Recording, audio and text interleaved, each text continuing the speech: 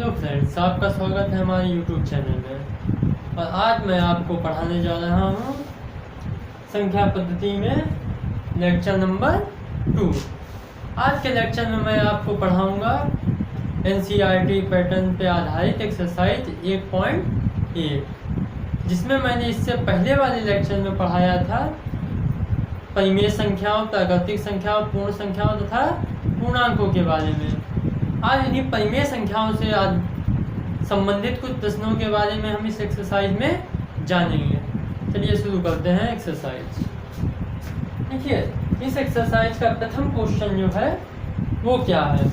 प्रथम क्वेश्चन में ये कहा गया है, देखिए, क्या शून्य एक परिमेय संख्या है? क्या आप इसे p/q के रूप में लिख सकते हैं, जहाँ p और q पूर्णांक है और q is not equal to 0। पहले मैं इस प्रश्न को लिखता हूँ।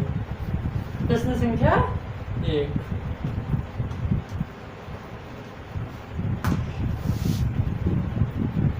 क्या शून्य एक परिमेय संख्या है? क्या शून्य एक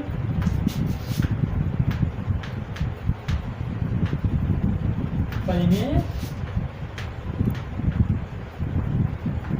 संख्या है?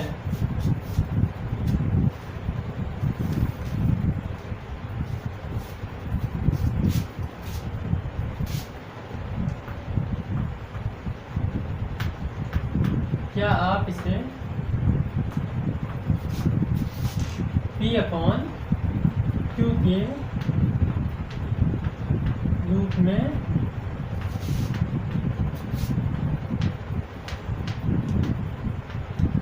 लिख सकते हैं?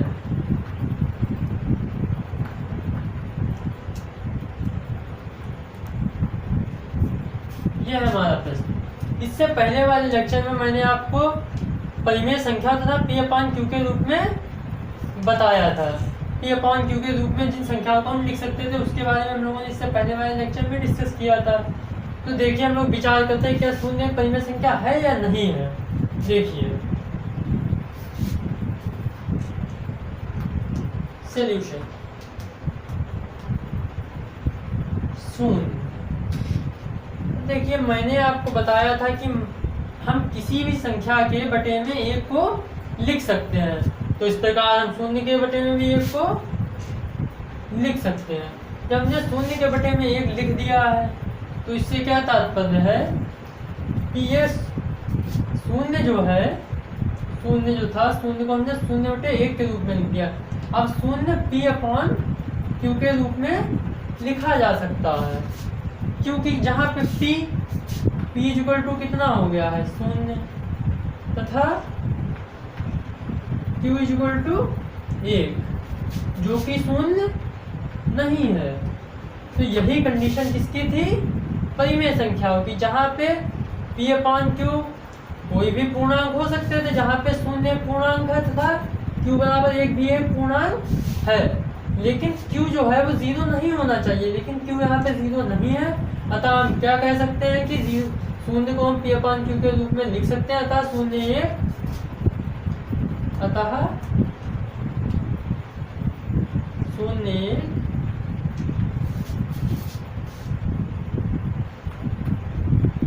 परिमेय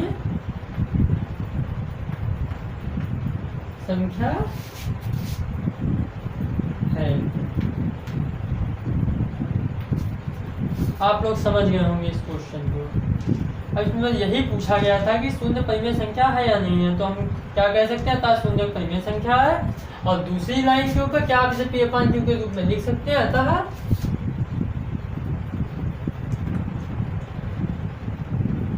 हम इसे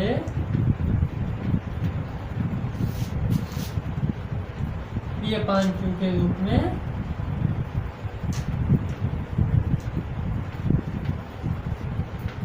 लिख सकते हैं।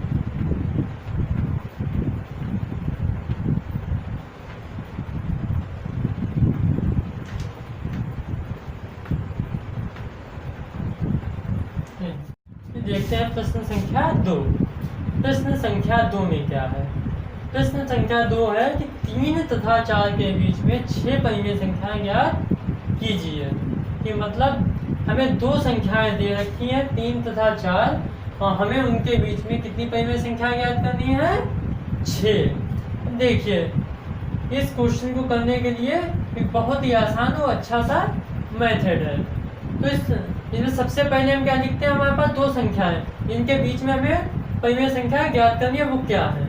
देखिए एक संख्या है 3 तथा दूसरी संख्या है 4। हमें 3 तथा 4 के बीच में 6 परिमेय संख्या ज्ञात करनी है। इन 6 परिमेय संख्या को ज्ञात करने के लिए सबसे पहले अगर हमें किन्हीं भी दो संख्याओं के बीच में परिमेय संख्या ज्ञात करनी होती है तो सबसे पहले उन दोनों संख्याओं का हल समान होना चाहिए। तो पहले देखते हैं इन दोनों संख्याओं का हल समान है। तो आप कहेंगे इन संख्याओं में ना 3 में कोई हल है ना ही 4 में कोई हल है, तो ये अंशतः हल के रूप में नहीं लिखी हुई है, तो हम इसके हल को समान करते हैं। जब किसी के नीचे कुछ नहीं होता तो हम क्या लगा देते हैं? 1। अब ऐसे ही हम इसके नीचे भी लगा सकते हैं 1। अब हमारे पास क्या हो गया? 3/1 तथा 4/1 के बीच में हमको कितनी संख्या ज्ञात करनी है? 6। तो देखिए दोनों का हल समान है। इस मेथड में हमारे पास किन्हीं भी संख्याओं के बीच में अगर कितनी भी संख्या ज्ञात करनी हो तो उन संख्याओं के हल समान होने चाहिए। तो यहाँ पे हमारे दोनों हल तो हो गए हैं समान। अब हमको ज्ञात करनी है संख्या 6। अच्छा, जितनी संख्या हमें ज्ञात करनी होती हैं तो हमें करना क्या है? इसमें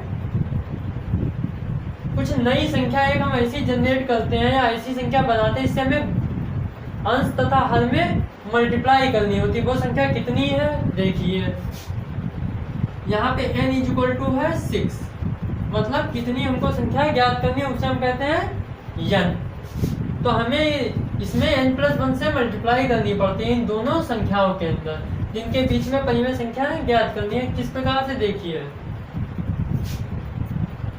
n+1 = 6 + 1 = 7। इसका मतलब है 7 से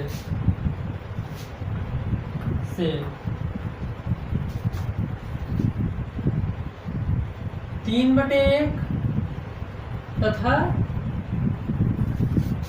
4/1 में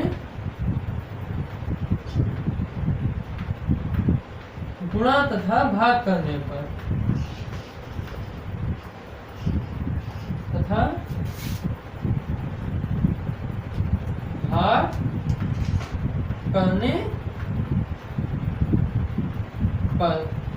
देखिए 3/1 तथा 4/1 में गुणा भाग करेंगे। सबसे पहले हमारे पास संख्या कौन सी? 3/1।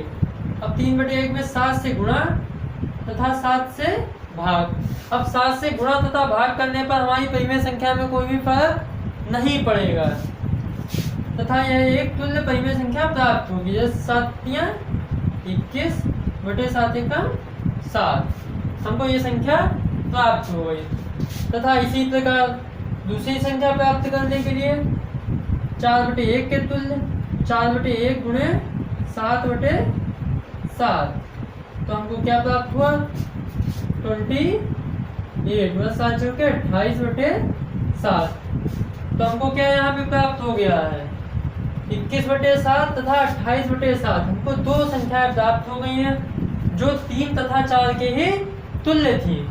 अब यदि हमें 3 तथा 4 के बीच में 6 परिमेय संख्या ज्ञात करनी है तो हम ये भी कर सकते हैं कि 21/7 तथा 28/7 के बीच में भी हम कोई भी 6 परिमेय संख्याएं लिख सकते हैं जो इस प्रकार हैं। अतः 3 तथा 4 के बीच 6 परिमेय संख्याएं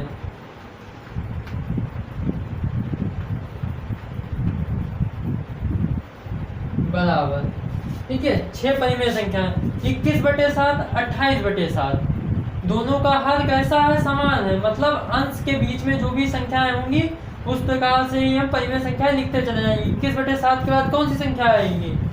22/7 लिखते हैं, 22/7।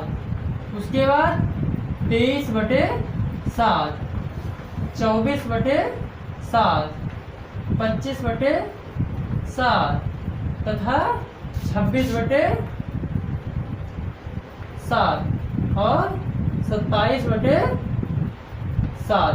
और इसके बाद कौन सी संख्या आ जाएगी? 28/7, जो हमारी 4 के बराबर है। तो इससे क्या स्पष्ट हुआ?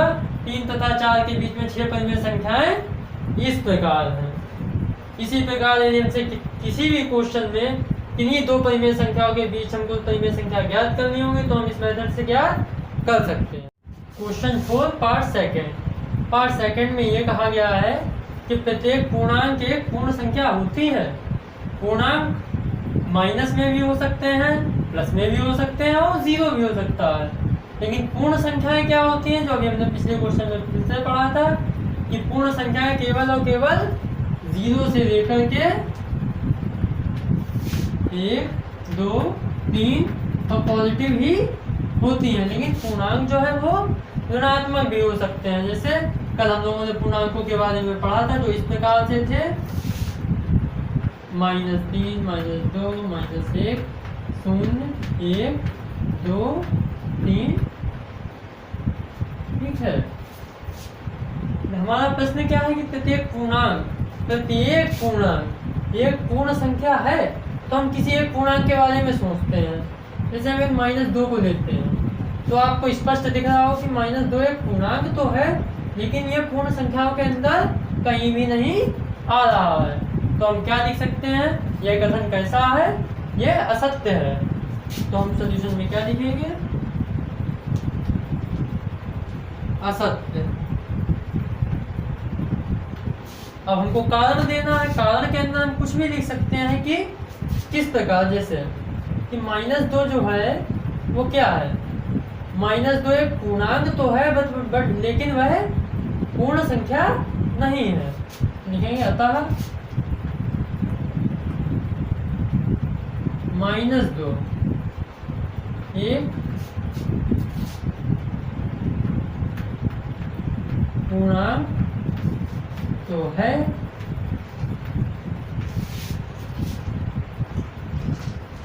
लेकिन वह पूर्ण संख्या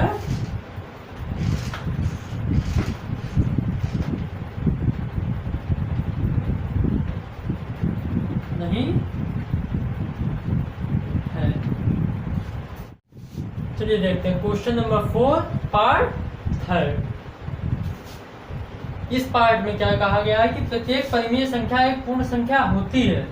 और हमें परिमेय संख्या देखना है कि प्रत्येक परिमेय संख्या एक पूर्ण संख्या होती है। हमें प्रत्येक परिमेय संख्या को लेकर के चलना है और देखना है कि वह पूर्ण संख्या होती है या नहीं होती। तो किसी भी एक परिमेय संख्या को लेते हैं, कोई भी, जैसे 3/4 यह एक परिमेय संख्या है क्योंकि यह p/q के रूप में है और q 0 नहीं है। तो यह एक परिमेय संख्या तो है। अच्छा, अभी आप बता सकते हैं कि यह एक पूर्ण संख्या है या नहीं है? पूर्ण संख्या किस प्रकार की होती हैं? 0, 1, 2, 3 ये पूर्ण संख्या है। अब आपको इस पूर्ण संख्या के संग्रह में कहीं ये परिमेय संख्या दिख रही है? नहीं। तो हम क्या कह सकते हैं? यह कथन जो है ये कैसा है? असत्य है कि प्रत्येक परिमेय संख्या पूर्ण संख्या नहीं हो सकती। अतः सॉल्यूशन में हम क्या लिखेंगे? यह कथन कैसा है? असत्य। अब कारण हम क्या लिखेंगे? क्योंकि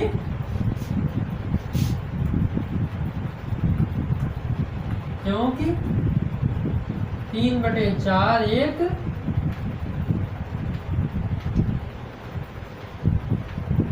परिमेय संख्या तो है, लेकिन यह एक पूर्ण संख्या नहीं है।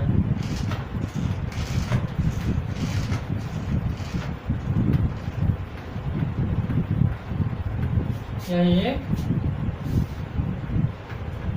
पूर्ण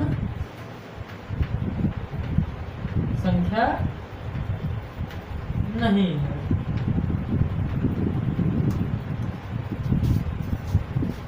उम्मीद है आप लोग इस क्वेश्चन को समझ गए होंगे, आप इसको नोट कर सकते हैं। चलिए आज के लिए ये एक्सरसाइज तो ख़त्म हो चुकी है। अब अगले लेक्चर में हम लोग अगली एक्सरसाइज के बारे में जानेंगे, जो होगी एक्सरसाइज अगले लेक्चर में। अगली एक्सरसाइज से पहले आने वाले सभी टॉपिकों के बारे में पहले पढ़ेंगे। जब उन टॉपिकों को हम पढ़ लेंगे, उन टॉपिक्स को सभी, तो फिर हम अगली एक्सरसाइज की तरफ बढ़ेंगे। ठीक है, चलिए आज के लिए बस इतना ही। यदि आपको वीडियो पसंद आया हो तो चैनल को लाइक करिए, सब्सक्राइब करिए तथा नीचे बने बेल आइकन को प्रेस कर दीजिए, और हमारी आगे आने वाली सभी वीडियो को आप सबसे पहले प्राप्त कर सकते हैं। तथा अपनी सभी समस्याओं को आप लोग कमेंट में लिख करके पूछ सकते हैं। यदि आपको किसी टॉपिक में, किसी क्वेश्चन में कोई भी समस्या आ रही हो तो आप उसको पूछ सकते हैं। चलिए, धन्यवाद। जय भारत, जय हिंद।